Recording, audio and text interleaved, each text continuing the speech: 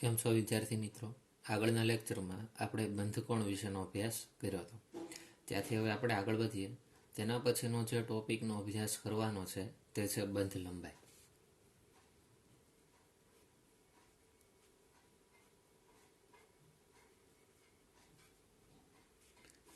બંધ લંબાઈ કોને કહેવામાં આવે તેના વિશે પહેલાં આપણે સમજીએ. કોઈ પણ બે પરમાણુ હોય તેને આપણે કોઈ એક બંધથી જોડીએ છીએ. તે બંધની જે લંબાઈ છે તેને આપણે શું કહીએ છીએ? બંધ લંબાઈ કહીએ છીએ. પણ બંધ લંબાઈ માપવી કઈ રીતે એ આપણને ખબર હોવી જોઈએ. પહેલાં બંધ લંબાઈ એટલે શું આપણે લખી નાખીએ તો શું લખાય? જો બે પરમાણુના કેન્દ્ર વચ્ચેના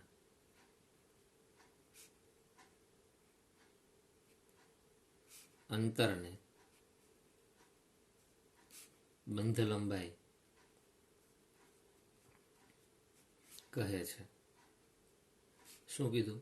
કોઈ પણ બે પરમાણુ હોય તેમના જે કેન્દ્ર છે તેમની વચ્ચેનું જે અંતર હોય તેને આપણે બંધ લંબાઈ તરીકે ઓળખશું. એક્ઝામ્પલ તરીકે લઈએ, બે પરમાણુ લઈએ. એક પરમાણુ આપણે લઈએ એ અને બીજો પરમાણુ આપણે લઈએ બી.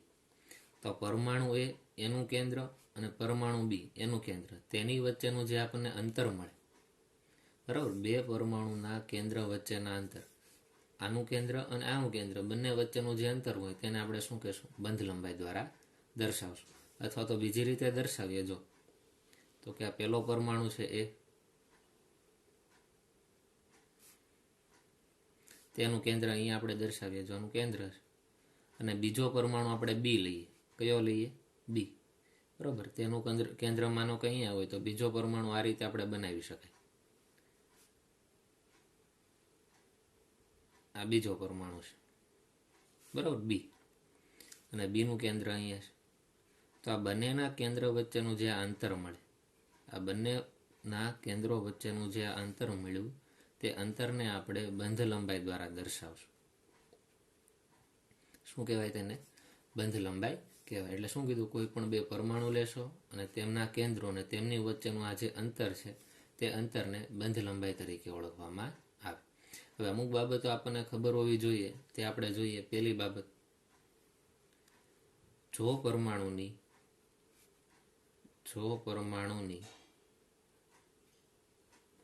વિદ્યુત ઋણતા સમાન હોય તો, વિદ્યુત ઋણતા સમાન હોય તો, જો પરમાણુની વિદ્યુત ઋણતા સમાન હોય તો, એક્ઝામ્પલ તરીકે આપણે શું લઈ શકાય? બે પરમાણુ લઈએ અને બંનેની વિદ્યુત ઋણતા સમાન હોય તેવા એક્ઝામ્પલ લઈએ. હાઇડ્રોજન, સિંગલ બોન્ડ હાઇડ્રોજન લખી શકાય. તો અહીંયા તમે જોશો ને તો બે પરમાણુની વિદ્યુત ઋણતા કેવી છે? સમાન. એવી રીતે ક્લોરીન, સિંગલ બોન્ડ ક્લોરીન, બરાબર. આવા ઘણા બધા તમે એક્ઝામ્પલ લખી શકો. પણ શું હોવું જોઈએ? બંને પરમાણુ લ્યો તો બંને પરમાણુ સરખા હોવા જોઈએ. બંને પરમાણુ સરખા હોય એટલે તેની વિદ્યુત ઋણતા પણ કેવી હશે? સરખી હોય. એટલે શું કીધું? જો પરમાણુની વિદ્યુત ઋણતા સમાન હોય તો શું કહેવાય? તો કે વિદ્યુત ઋણતાનો તફાવત કેટલો થઈ જાય? 0. કારણ કે બંનેની વિદ્યુત ઋણતા સમાન છે માટે તેનો તફાવત કેટલો થઈ જાય? 0. તો વિદ્યુત ઋણતાનો તફાવત 0 થાય. વિદ્યુત ઋણતાનો તફાવત કેટલો થાય? 0. એટલે કે ઇલેક્ટ્રોન છે એ આ તરફ ન જઈ શકે અને આ તરફ ન જાય, પણ કેવા? શૂન્ય સ્થિતિમાં, મુખ્ય એની જે મૂળ સ્થિતિ છે તેમાં જ રહેશે. એટલે આવું જ્યારે થાય કે જ્યારે બંને પરમાણુ સરખા હોય, એટલે કે બંને પરમાણુની બંધ લંબાઈ પણ કેવી હોય? સરખી થાય, ત્યારે તેની બંધ લંબાઈ કેટલી થશે? તો આપણે લખશું કે બંધ લંબાઈ મેળવવાનું સૂત્ર બરાબર પહેલા પરમાણુનું કેન્દ્રથી અંતર અને બીજા પરમાણુના કેન્દ્રથી અંતર બંનેનો આપણે શું કરી નાખશું? સરવાળો કરી નાખશું. એક્ઝામ્પલ તરીકે અહીંયા લઈએ, જો અહીંયાથી અહીંયા સુધીનું અંતર પરમાણુનું કેન્દ્રથી R1 જેટલી ત્રિજ્યા થઈ, અને આ જે પરમાણુ છે એનું કેન્દ્રથી અંતર, તો એનું કેન્દ્રથી અંતર કેટલું છે? જો એટલું છે, R2 થાય. તો ટોટલ RA પ્લસ આને આપણે કહેશું અહીંયા જે અંતર હશે કેન્દ્રથી અંતર R ઓફ A, અને અહીંયા જે અંતર હશે ને આપણે શું કહેશું? R of B. તે બંનેનો આપણે શું કરશું? સરવાળો કરશું એટલે આપણને શું મળી જશે? બંધ લંબાઈ મળી જશે. પણ આ ક્યારે કરવાનું છે? કે જ્યારે બંને પરમાણુની વિદ્યુત ઋણતા સમાન હોય ત્યારની વાત છે. હવે બીજો કેસ એવો પણ આવી શકે કે બંને પરમાણુની વિદ્યુત ઋણતા અલગ અલગ હોય, તો બંધ લંબાઈ કઈ રીતે મેળવવી. આ પહેલા પોઈન્ટના આધારે ખબર પડી જાય કે બે પરમાણુ સમાન હોય તો બંધ લંબાઈ કઈ રીતે મેળવવી. હવે બીજો પોઈન્ટ જોઈએ, વિદ્યુત ઋણતા અલગ અલગ હોય, વિદ્યુત ઋણતા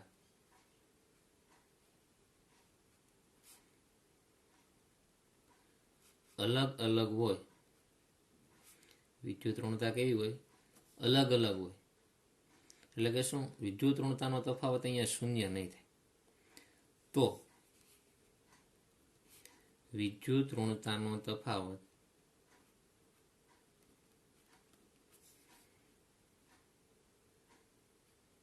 શૂન્ય ન હોય. અહીંયા આપણે ઉપર જોતા હતા ત્યારે વિદ્યુત ઋણતાનો તફાવત કેવો થતો હતો, શૂન્ય થતો હતો. એની પાછળનું રીઝન તો કે બે અલગ અલગ નહોતા, સમાન પરમાણુ હતા. અહીંયા આપણે અલગ અલગની વાત કરી છે. વિદ્યુત ઋણતા કેવી લેવાની છે, અલગ અલગ. ત્યારે તેની વિદ્યુત ઋણતાનો તફાવત કેટલો થાય, તો કે શૂન્ય ન થઈ શકે. શૂન્ય ન હોય, બીજો કંઈક હોય શકે. બરાબર. એક્ઝામ્પલ આપણે લેવું હોય તો લઈ શકાય કે બે અલગ અલગ વિદ્યુત ઋણતા ધરાવતા પરમાણુ લઈએ તો HCl. તો અહીંયા હાઇડ્રોજન અને અહીંયા ક્લોરીન છે. બંનેની વિદ્યુત ઋણતામાં તફાવત હોવાનો છે. આવું જ્યારે થાય ત્યારે તેની બંધ લંબાઈનું સૂત્ર શું થાય? જો બંધ લંબાઈ બરાબર પહેલા પરમાણુના કેન્દ્રથી અંતર એટલે કે ત્રિજ્યા, બીજા પરમાણુની ત્રિજ્યા minus 0.09 into x of a minus x of b, જ્યાં એક્સ ઓફ એ શું દર્શાવે છે? પરમાણુ એની વિદ્યુત ઋણતા. અને એક્સ ઓફ બી શું દર્શાવે છે? તો કે પરમાણુ બી ની વિદ્યુત ઋણતા. બરોબર. એટલે આ ક્યારે સૂત્ર તમે મૂકશો કે જ્યારે તમારે બંધ લંબાઈ મેળવવી છે અને આપેલા અણુની અંદર જે બે પરમાણુ છે, બે પરમાણુ જ્યારે અલગ અલગ હોય અથવા તો તેની વિદ્યુત ઋણતાનો તફાવત અલગ અલગ હોય, બંનેની વિદ્યુત ઋણતા કેવી હોય? અલગ અલગ હોય. ત્યારે તમારે બંધ લંબાઈ મેળવવી હોય તો આ સૂત્રનો ઉપયોગ કરીને તમે બંધ લંબાઈ મેળવી શકો. જ્યાં બંધ લંબાઈ બરાબર શું થાય? તો કે પરમાણુ એ એની ત્રિજ્યા પ્લસ પરમાણુ બી તેની ત્રિજ્યા માઇનસ 0.09 માઇનસ એક્સ ઓફ એટલે શું? પરમાણુ એની વિદ્યુત ઋણતા માઇનસ એક્સ ઓફ બી એટલે શું? તો કે પરમાણુ બીની વિદ્યુત ઋણતા થશે. તો આમ તમે બે મેથડથી બંધ લંબાઈ મેળવી શકો. પહેલી મેથડ એ છે કે બંને પરમાણુની વિદ્યુત ઋણતા સમાન હોય ત્યારે બંધ લંબાઈ કઈ રીતે મેળવવી તેનું સૂત્ર અહીંયા લખ્યું છે. અને જ્યારે બે પરમાણુની વિદ્યુત ઋણતા અલગ અલગ હોય ત્યારે તેની વિદ્યુત ઋણતાના તફાવતના આધારે તેની બંધ લંબાઈ કઈ રીતે મેળવાય તેનું સૂત્ર અહીંયા છે. તો બીજું સૂત્ર આ છે, આ પહેલું સૂત્ર છે. આ બંને સૂત્ર તમને ખાસ યાદ હોવા જોઈએ. હવે તેના પછી આપણે આગળ વધીએ. આ જે બંધ લંબાઈ છે તેના પર અમુક પરિબળો એવા છે કે જે અસર કરે છે, બંધ લંબાઈમાં કંઈક ચેન્જ કરી શકે. એવા પરિબળો ક્યાં ક્યાં છે તેના વિશેનો પહેલાં આપણે અભ્યાસ કરી લઈએ. તો હેડિંગ આપણે આપશું કે બંધ લંબાઈ પર અસર કરતા પરિબળો. બંધ લંબાઈ પર અસર કરતા પરિબળો. બંધ લંબાઈ ઉપર એવા કયા પરિબળો છે કે જે અસર કરે છે તે એક પછી એક પરિબળોનો આપણે અભ્યાસ કરીશું. તો તેમાં પહેલું પરિબળ આપણે જોઈએ તે છે વિદ્યુત ઋણતા. વિદ્યુત ઋણતા. વિદ્યુત ઋણતા છે બંધ લંબાઈ ઉપર શું અસર કરે છે તે આપણે જોઈએ. તો આનું સૂત્ર કંઈક આ રીતે લખી શકાય કે બંધ લંબાઈ એ વિદ્યુત ઋણતાના વ્યસ્ત પ્રમાણમાં હોય. કેવા પ્રમાણમાં હોય? વિદ્યુત ઋણતાના વ્યસ્ત પ્રમાણમાં. તો આ બંને વચ્ચેનો સંબંધ તમને ખ્યાલ આવે કે કોઈ પણ પરમાણુની બંધ લંબાઈ મેળવવી છે, બરાબર. કોઈ પણ અણુ આપ્યો છે તેમાં રહેલા બે પરમાણુની વિદ્યુત ઋણતા બંધ લંબાઈ મેળવવી છે તો તેની વિદ્યુત ઋણતા ઉપર ફોકસ કરવામાં આવે કે વિદ્યુત ઋણતા છે એ જેટલી વધારે તેટલી તેની બંધ લંબાઈ ઓછી હોય અને વિદ્યુત ઋણતા જેટલી ઓછી તેટલી તેની બંધ લંબાઈ વધારે હોય. કારણ શું? તો કે બંધ લંબાઈ અને વિદ્યુત ઋણતા વચ્ચે કેવો સંબંધ છે? વ્યસ્ત પ્રમાણ છે. બરાબર. એક એક્ઝામ્પલ જોઈએ તેના દ્વારા આપણે સમજવાનો પ્રયત્ન કરીએ. શું કીધું? વિદ્યુત ઋણતા અને બંધ લંબાઈ વચ્ચેનો વ્યસ્ત સંબંધ છે, તો તેવું એક એક્ઝામ્પલ જોઈએ કે વિદ્યુત ઋણતા વધતી હોય તેવા પરમાણુ લઈ અને તેની બંધ લંબાઈ મેળવતા જઈએ. તો એક્ઝામ્પલ લઈએ આપણે જો હાઇડ્રોજન ફ્લોરાઇડ, બીજું છે હાઇડ્રોજન ક્લોરાઇડ, ત્રીજું આવશે હાઇડ્રોજન બ્રોમાઇડ અને ચોથું લઈએ હાઇડ્રોજન આયોડાઇડ. આ 4 અણુ આપેલા છે. તો આમાં બંધ લંબાઈમાં શું ફેરફાર થશે એ વિદ્યુત ઋણતાના આધારે આપણે નક્કી કરવું છે. તો આપણે એમ કહી શકાય કે ફ્લોરિનની વિદ્યુત ઋણતા સૌથી વધારે છે, એના કરતાં ઓછી ક્લોરિન, એના કરતાં ઓછી બ્રોમિન અને એના કરતાં પણ ઓછી આયોડિનની વિદ્યુત ઋણતા હોય. કારણ કે તમે જોશો ને તો આ 17મા સમૂહના તત્વો છે, જો ફ્લોરિન, ક્લોરિન, બ્રોમિન અને આયોડિન. અને સમૂહમાં વિદ્યુત ઋણતામાં શું ચેન્જ થાય એ તમને ખબર છે કે સમૂહમાં જ્યારે તમે ઉપરથી નીચે તરફ વધો છો આગળ, ત્યારે વિદ્યુત ઋણતામાં ઘટાડો થાય. બરાબર, માટે આયોડિનની વિદ્યુત ઋણતા સૌથી ઓછી હોય, જ્યારે ફ્લોરિનની વિદ્યુત ઋણતા સૌથી વધારે છે. તો આપણે બંધ લંબાઈ અને વિદ્યુત ઋણતા વચ્ચે કેવો સંબંધ કીધો છે? વ્યસ્ત પ્રમાણમાં કીધો છે. એટલે કે જેની વિદ્યુત ઋણતા વધારે હોય તેની બંધ લંબાઈ ઓછી હોય અને જેની વિદ્યુત ઋણતા ઓછી હોય તેની બંધ લંબાઈ વધારે હોય. તો અહીંયા તમે જોશો કે હાઇડ્રોજન ફ્લોરાઇડથી જેમ ધીરે ધીરે નીચે આવો છો, hydrogen chloride, hydrogen bromide, hydrogen iodide, તેમ વિદ્યુત ઋણતા ઘટતી જાય છે. તો આપણે એમ કહેશું કે સાથે સાથે બંધ લંબાઈમાં શું થતો જાય? વધારો થતો જાય. તો આપણે એમ કહેવાય કે ઉપરથી નીચે તરફ આવો છો તેમ શું થાય? વિદ્યુત ઋણતા ઘટે. વિદ્યુત ઋણતા ઘટે તો બંધ લંબાઈ શું થાય ભાઈ? તો કે બંધ લંબાઈ અને વિદ્યુત ઋણતા વચ્ચેનો વ્યસ્ત સંબંધ હોવાથી બંધ લંબાઈ વધે. તો સૌથી વધારે બંધ લંબાઈ કોની હોય? તો કે હાઇડ્રોજન આયોડાઇડની હોય. અને સૌથી ઓછી બંધ લંબાઈ કોની હોય? હાઇડ્રોજન ફ્લોરાઇડની. તો એના ક્રમ પ્રમાણે આપણે લખવાનો પ્રયત્ન કરીએ તો શું થાય? હાઇડ્રોજન ફ્લોરાઇડ એની બંધ લંબાઈ, એના કરતાં વધારે બંધ લંબાઈ કોની હોય? Hydrogen chloride. એના કરતાં વધારે બંધ લંબાઈ કોની હોય? તો કે હાઇડ્રોજન બ્રોમાઇડ. અને સૌથી વધારે બંધ લંબાઈ કોની હોય? તો કે હાઇડ્રોજન આયોડાઇડ. તો આ રીતે બંધ લંબાઈનો ક્રમ તમને ખ્યાલ આવવો જોઈએ. તો પહેલો રિલેશન કમ્પ્લીટ થયો વિદ્યુત ઋણતાવાળો. હવે બીજો સંબંધ આપણે જોઈએ બી કરીને. બીજો સંબંધ આવશે કદનો. કયો સંબંધ આવશે? કદ. બંધ લંબાઈ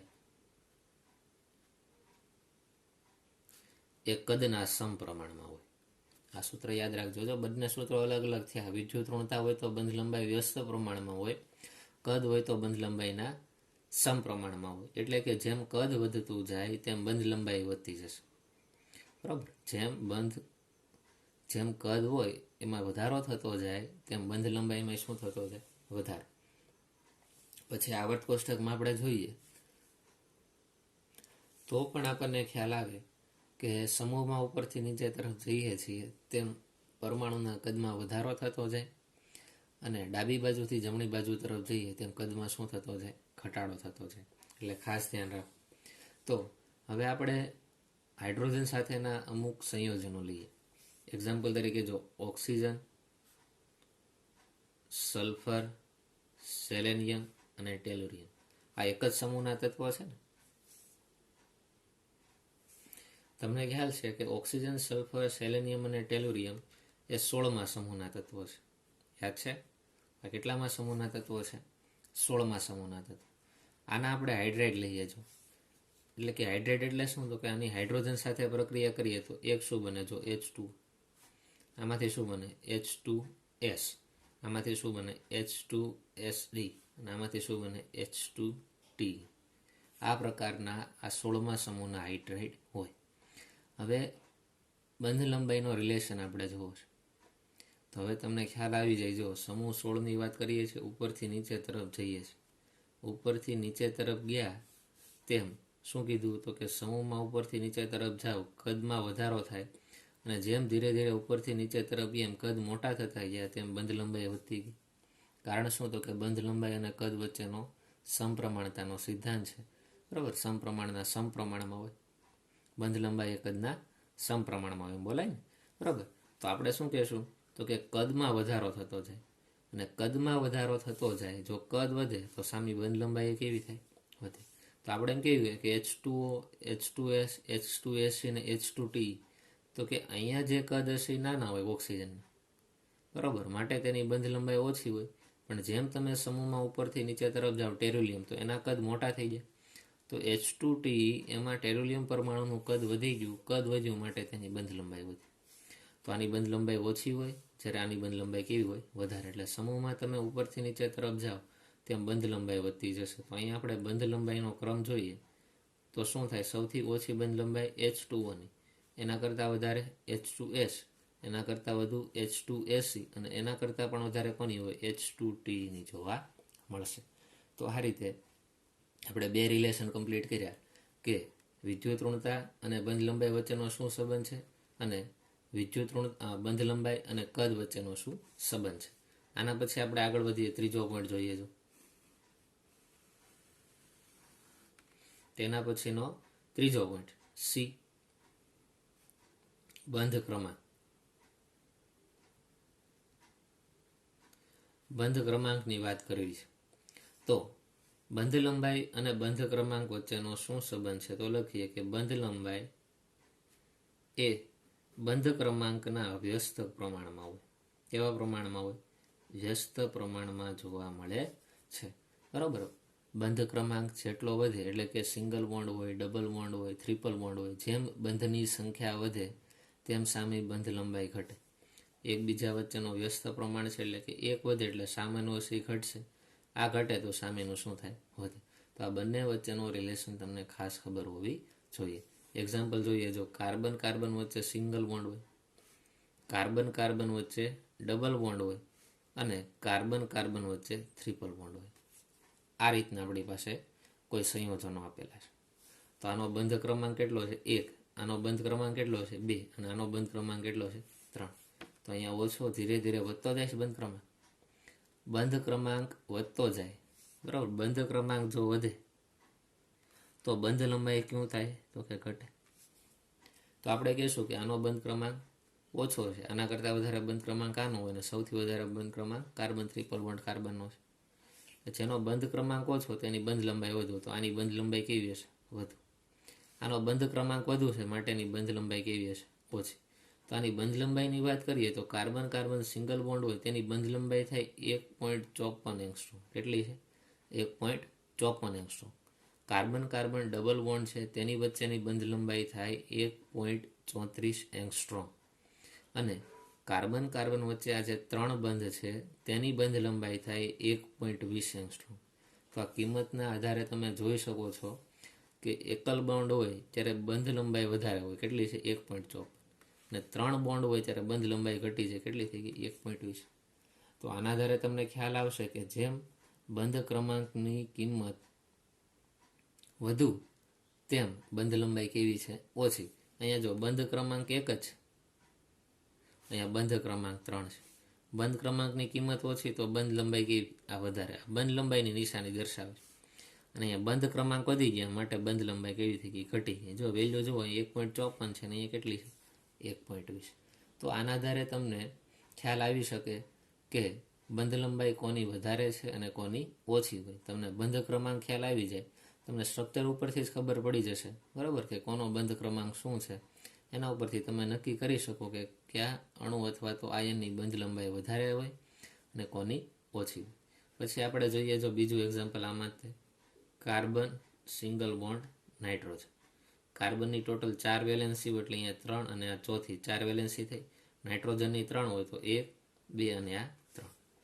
બીજો લઈએ કાર્બન ડબલ બોન્ડ નાઇટ્રોજન. હવે જે સંયોજકતા, જો વેલેન્સી બોલો અથવા સંયોજકતા બોલો બંને એક જ છે.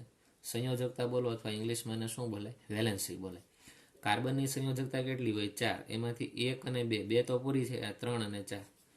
નાઇટ્રોજનની કેટલી હોય? 3. એમાંથી 1 અને 2 તો કમ્પ્લીટ છે, આ કેટલામી થશે? ત્રીજી. ત્રીજું જોઈએ કાર્બન ટ્રિપલ બોન્ડ નાઇટ્રોજન. તો કાર્બનની સંયોજકતા કેટલી હોય? 4. એમાંથી 1, 2 અને 3 તો કમ્પ્લીટ થઈ ગયા, ચોથી થઈ ગઈ. નાઇટ્રોજનની સંયોજકતા 3 હોય તો અહીંયા 3 તો છે. તો હવે જુઓ તો બંધ ક્રમાંક કોનો વધારે છે? તો આપણે કહીશું કે આનો બંધ ક્રમાંક વધારે છે. આપણે લખીએ બંધ ક્રમાંક. આનો બંધ ક્રમાંક ઓછો છે અને આનો બંધ ક્રમાંક કેવો છે? વધારે.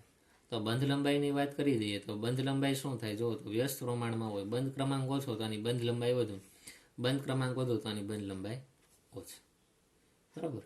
આ રીતે આપણે સિક્વન્સમાં આગળ વધીએ તો બંધ લંબાઈનો ક્રમ આપવો હોય તો સૌથી વધુ બંધ લંબાઈ આની હશે પહેલાંની, એના કરતાં ઓછી બંધ લંબાઈ આ બીજા ઘટકની, અને સૌથી ઓછી બંધ લંબાઈ કોની હશે? ત્રીજા ઘટકની જોવા મળશે. તો આ રીતે તમે બંધ લંબાઈ બરાબર અને બંધ ક્રમાંક એની વચ્ચેનો રિલેશન મેળવી શકો.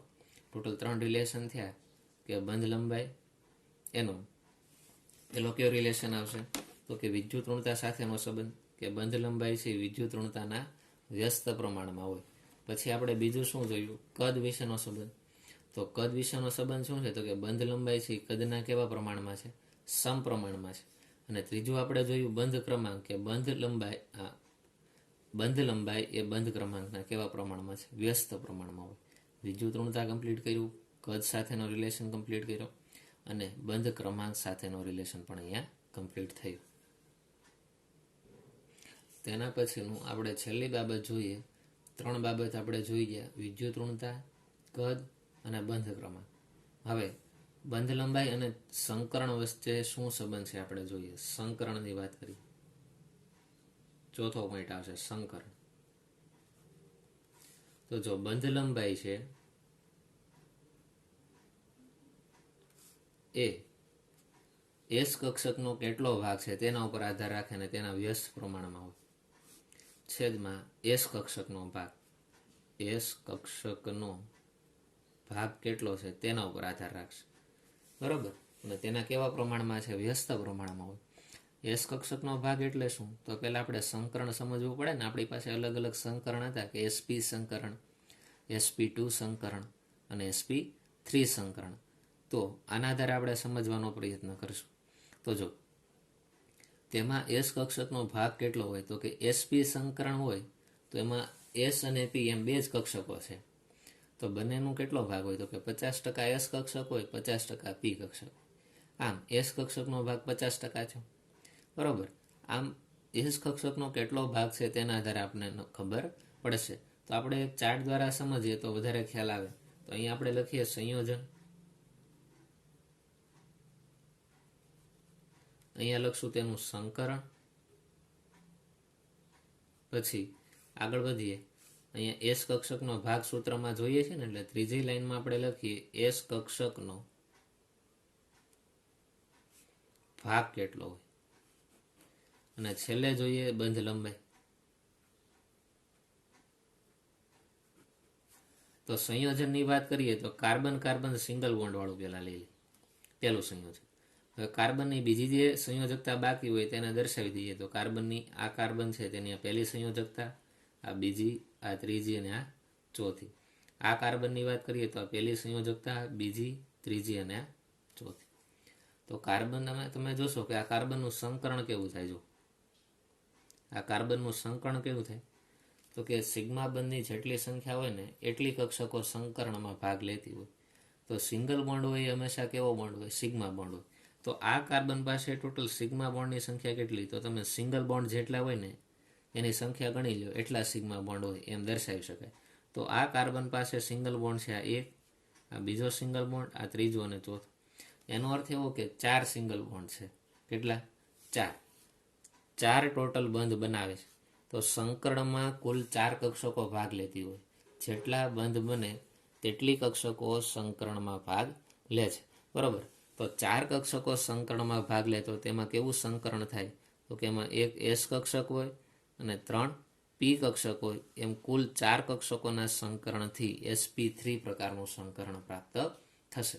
તો જો આ પહેલો કાર્બન છે તેનું સંકરણ કેવું થશે તો કે SP3, અને આ જે બીજો કાર્બન છે તેનું સંકરણ શું થઈ જશે? SP3. બંનેના સંકરણ સમાન જ છે, SP3 SP3.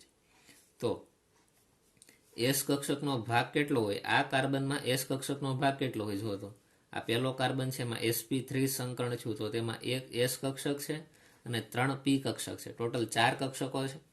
4 કક્ષકોના આપણે ભાગ પાડીએ. જો 4 કક્ષકોના ભાગ પાડીએ, 4 કક્ષકો છે એના ભાગ પાડીએ તો 25% ભાગ પડે ને. 25 × 4 કરો એટલે 100 થાય. તો એનો અર્થ એવો થાય કે જો એસ કક્ષક છે એક જ પ્રકારની છે તો એસ કક્ષક છે 25% ભાગ હોય, અને પી કક્ષક છે 3 પ્રકારની છે તો કે 25 × 3 એટલે કે 75% ભાગ પી કક્ષકનો. તો અહીંયા કાર્બન sp3 સંકરણ ધરાવે તો s કક્ષક કેટલા ટકા હશે? તો કે 25%. અને અહીંયા s કક્ષકનો કેટલા ટકા ભાગ હશે? 25% ભાગ હોય, બરાબર. અને તેની બંધ લંબાઈ કેટલી થાય? તો કે 1.54 એંગસ્ટ્રોમ થાય. હવે આપણે કાર્બન કાર્બન ડબલ બોન્ડ વાળું સંયોજન લઈએ. કાર્બન ડબલ બોન્ડ કાર્બન, બરાબર. કાર્બનની જે સંયોજકતા બાકી રહે એ 4 સંયોજકતાને આપણે પૂરી કરી દેવાની.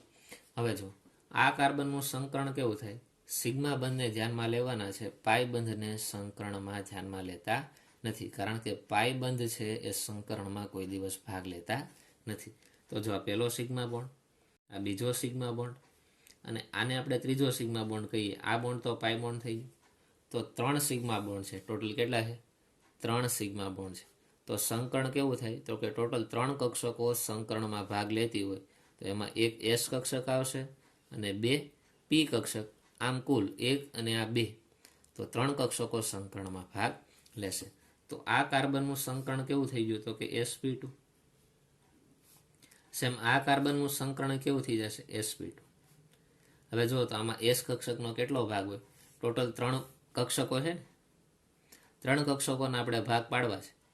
તો 3 કક્ષકોના ભાગ પાડો તો 3 3 33% ભાગ આવી શકે. તો s કક્ષક છે એક જ પ્રકારની છે, તો આમાં s કક્ષકનો કેટલા ટકા ભાગ હોય? તો કે 33%. અને અહીંયા s કક્ષક છે એનો કેટલા ટકા ભાગ હોય? તો કે 33%. p કક્ષકો છે 2 છે, એટલે 2 વાર 33 આવે, બરાબર. એટલે 66 પોઈન્ટ સમથિંગ થાય, બરાબર. તો આ રીતે તમે જોશો કે s કક્ષકનો ભાગ 33% છે. તો તેની બંધ લંબાઈ શું છે એ આપણે જોઈએ. તો 1.51 એંગસ્ટ્રોમ. જો બંધ લંબાઈ s કક્ષકના ભાગના વ્યસ્ત પ્રમાણમાં હોય, બરાબર. s કક્ષકનો ભાગ ઘટે તેમ બંધ લંબાઈ શું થાય?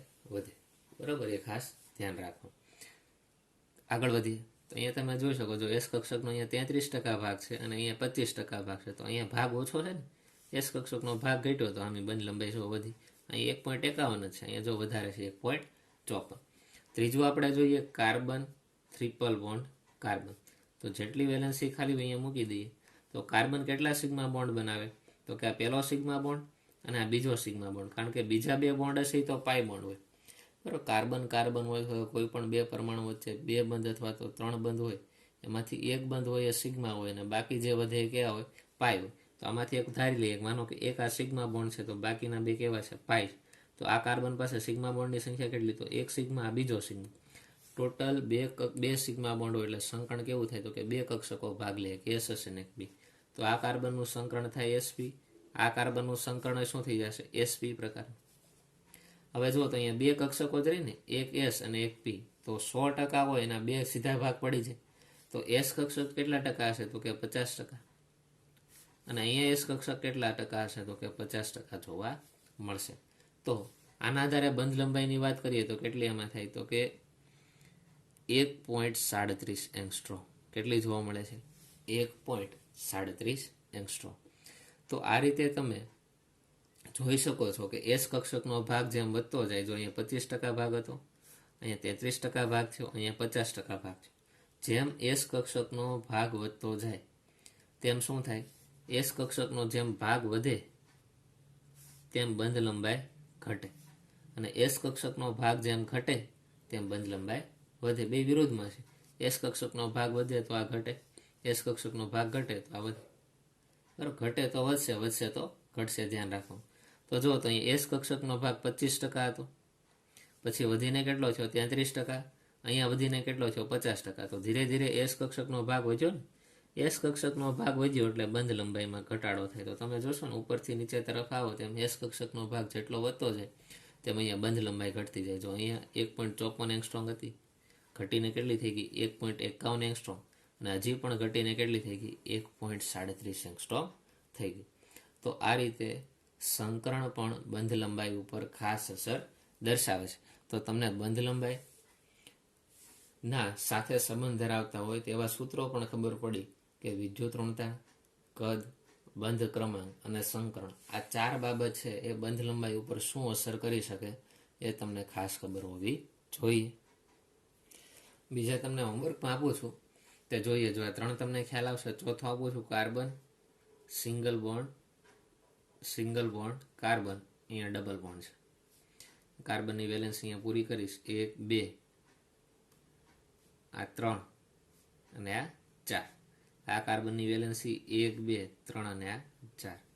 તો અહીંયા તમારે સંકરણ કહેવાનું છે, આ કાર્બનનું કેવું થાય અને આ કાર્બનનું કેવું થાય, અને એસ કક્ષકનો ભાગ કેટલો હોય. બંધ લંબાઈ તમારે અહીંયા લખવાની નથી. બીજું એક્ઝામ્પલ જોઈએ, જો carbon, single bond carbon, triple bond carbon. તો આ કાર્બનની સંયોજકતા 1 2 3 અને 4. આ કાર્બનની સંયોજકતા 1 2 3 અને 4 કમ્પ્લીટ છે. આ કાર્બનની સંયોજકતા 1 2 3 અને આ ચોથી. બરાબર. એના પછીનો એક એક્ઝામ્પલ જોઈ લઈએ. Carbon, double bond carbon, single bond carbon, triple bond carbon. કાર્બનની સંયોજકતા હું અહીંયા લખી નાખું છું, 1 2 આ 3 અને 4 થઈ ગઈ. આ કાર્બન માટે 1 2 3 અને આ 4. આ કાર્બન માટે 1 2 3 અને આ 4 કમ્પ્લીટ છે. આ કાર્બનની 1 2 3 અને આ ચોથી. બરાબર. તો આ જે નીચેના 3 છે તેના સંકરણ શું થાય અને એસ કક્ષકનો ભાગ શું હોય એ તમારે એક જાતે લખવાનું છે.